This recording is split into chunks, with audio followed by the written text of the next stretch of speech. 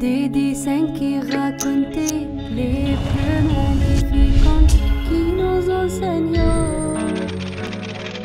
de l'école.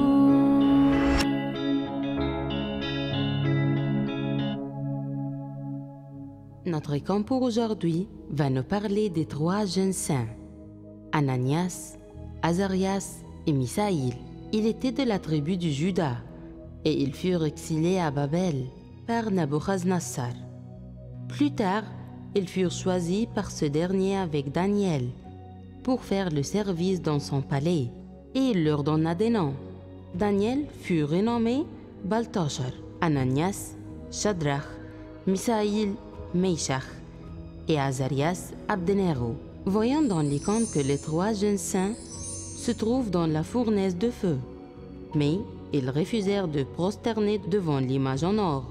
Alors, ils avouèrent leur foi dans le vrai Dieu. Le roi les fit jeter alors dans la fournaise incandescente, et il ordonna de chauffer la fournaise 7 fois plus qu'à l'ordinaire. Mais l'ange du Seigneur était descendu dans la fournaise en même temps qu'Azarias et ses compagnons, la flamme du feu, il l'écarta de la fournaise, fit souffler comme un vent de rosée au milieu de la fournaise. Le feu ne les toucha pas du tout et ne leur causa ni douleur ni dommage. Les serviteurs du roi voyant 4 hommes dans le feu, et Nabuchodonosor s'écria: béni soit le Dieu de Sidrach, Misach et Abdenego, qui a envoyé son ange et délivré ses serviteurs.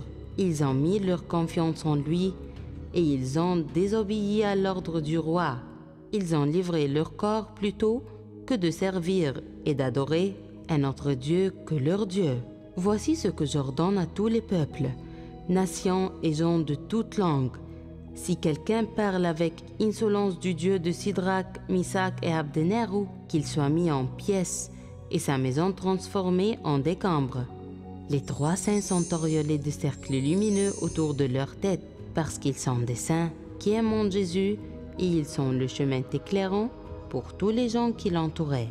Ça, c'était l'histoire de l'icône des 3 jeunes saints. On va prier devant elle et dit: ô les 3 jeunes saints, prions pour Jésus pour nous pardonner tous nos péchés. Des dessins qui racontaient les plus magnifiques contes qui nous enseignent de l'école.